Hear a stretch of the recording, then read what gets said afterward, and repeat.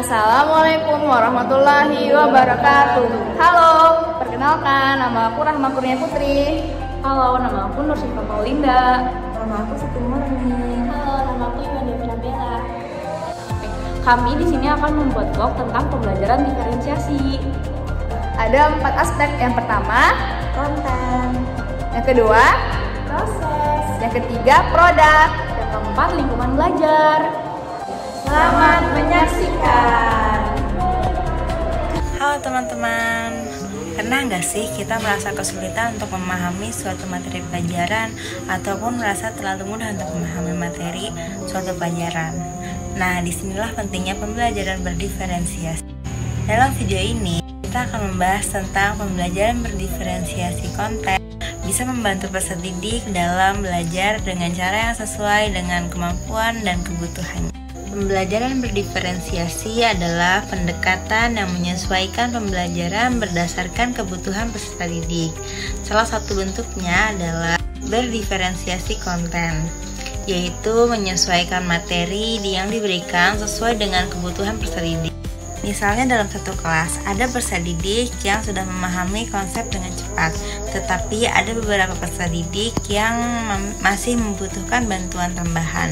Dengan diferensiasi konten, guru bisa memberikan materi berbeda sesuai dengan pemahaman masing-masing peserta didik. Nah, sebagai guru, kita perlu memodifikasi sesuai dengan kebutuhan peserta didik. Ada beberapa cara menerapkan diferensiasi konten dalam pembelajaran. Yang pertama yaitu menggunakan materi dengan tingkat kesulitan yang berbeda. Peserta didik dengan pemahaman yang lebih cepat bisa diberikan tantangan lebih lanjut seperti proyek ataupun studi kasus. Sedangkan peserta didik yang masih pemahamannya mendasar bisa diberikan materi tambahan atau penjelasan ulang dengan diberikan contoh yang lebih konkret. Yang kedua adalah menyediakan sumber belajar yang beragam. Karena karakteristik peserta didik yang beragam, kita harus menyediakan sumber belajar yang beragam pula.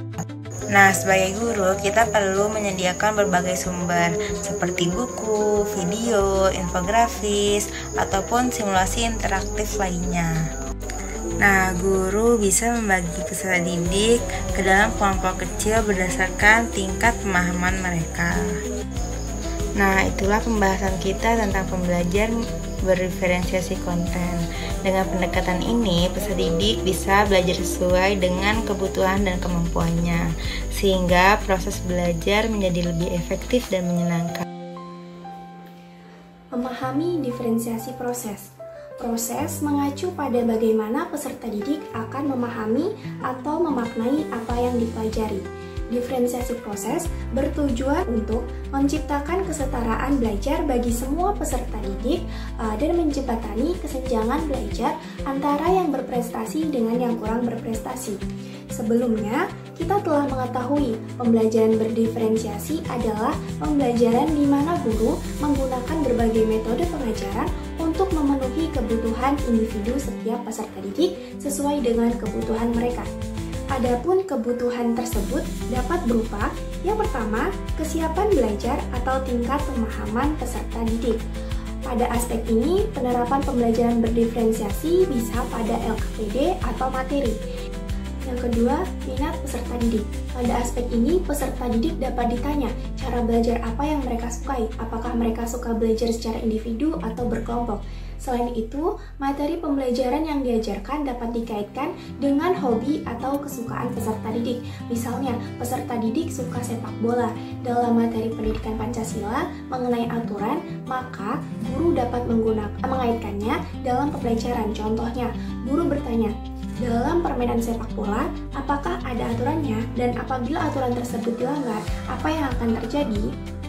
Dengan demikian, peserta didik akan merasa lebih tertarik terhadap materi dan melibatkan mereka dalam pembelajaran. Yang ketiga, profil belajar peserta didik. Dalam hal ini, diferensiasi yang dilakukan berdasarkan gaya belajar peserta didik berupa audio, visual, dan kinestetik. Adapun cara menerapkan diferensiasi proses adalah yang pertama, melakukan kegiatan berjenjang. Maksudnya, setiap peserta didik belajar untuk mendapatkan pemahaman yang sama, namun dilakukan dengan tantangan yang berbeda berdasarkan kesiapan peserta didik. Yang kedua, memberikan pertanyaan panduan melalui sudut minat. Maksudnya, memberikan pertanyaan panduan atau tantangan melalui sudut minat untuk mendorong peserta didik mengeksplorasi materi. Yang ketiga, memberikan durasi waktu. Maksudnya memberikan durasi waktu untuk menyelesaikan tugas terutama bagi peserta didik yang mengalami kesulitan. Yang keempat, kegiatan belajar variatif. Maksudnya mengembangkan kegiatan pembelajaran dengan menggunakan gaya belajar visual, auditori, atau kinestetik. Yang terakhir, pengelompokan fleksibel, yaitu dengan menggunakan pembelajaran berkelompok yang fleksibel sesuai dengan kesiapan dan minat peserta didik. Misalnya, peserta didik dikelompokkan berdasarkan kelompok mahir, sedang, dan belum berkembang atau belum mahir, dan kelompok auditori atau kinestetik. Nah, selanjutnya adalah aspek produk, di mana aspek produk ini adalah cara siswa mendemonstrasikan hasil pembelajaran mereka melalui asesmen atau penilaian. Jadi, aspek produk termasuk ke dalam asesmen sumatif. Misalkan, pada akhir pembelajaran, siswa diberi pilihan untuk membuat infografis, video pembelajaran, dan lain sebagainya. Berdasarkan gaya belajar, ada audio, visual, dan kinestetik. Misalkan siswa yang mempunyai gaya belajar audio bisa membuat video pembelajaran, menjadi reporter, dan lain sebagainya. Dan juga untuk yang mempunyai gaya belajar visual bisa menggunakan infografis, poster, dan lain-lain. Untuk yang gaya belajar kinestetik bisa menjadi bermain peran dan lain-lain sebagainya. Jadi pada produk ini adalah cara guru menentukan hasil atau produk berdasarkan kesiapan belajar, minat, dan lain sebagainya. Seperti itu. Nah, selanjutnya mari kita bahas tentang lingkungan belajar. Selain dari ada aspek konten, proses, dan produk, lingkungan belajar yang fleksibel merupakan salah satu ciri khas dari pembelajaran diferensiasi. Lingkungan belajar merupakan suatu hal yang penting untuk diperhatikan karena berkaitan langsung dengan keberlangsungan proses pembelajaran di kelas. Proses pembelajaran di kelas itu dipengaruhi oleh lingkungan belajar, baik dari segi fisik, sosial, maupun intelektual. Dari segi fisik, lingkungan belajar dipengaruhi oleh tata ruang kelas ataupun meja dan kursi siswa saat pembelajaran. Sedangkan pada aspek sosial itu dipengaruhi langsung oleh interaksi antara guru dan siswa. Bagaimana guru menciptakan lingkungan yang belajar yang kondusif di kelas. Sedangkan dari aspek intelektual itu bagaimana ketersediaan bahan ajar atau sumber belajar yang mendukung kegiatan pembelajaran di kelas. Lingkungan belajar juga meliputi tata pengaturan ruang kelas untuk kegiatan pembelajaran yang disesuaikan dengan aktivitasnya. Misalkan ketika siswa berkelompok, maka tempat duduk siswanya itu berempat, berpasangan, ataupun melingkar. Sedangkan untuk siswa yang individu, kegiatan individu itu dapat tata ruang kelasnya seperti berbaris, letter U, ataupun sebagainya. Dengan lingkungan belajar yang mendukung untuk pembelajaran dapat menciptakan pembelajaran yang nyaman, dan inklusif bagi peserta didik. Itulah penjelasan dari 4 aspek pembelajaran diferensiasi.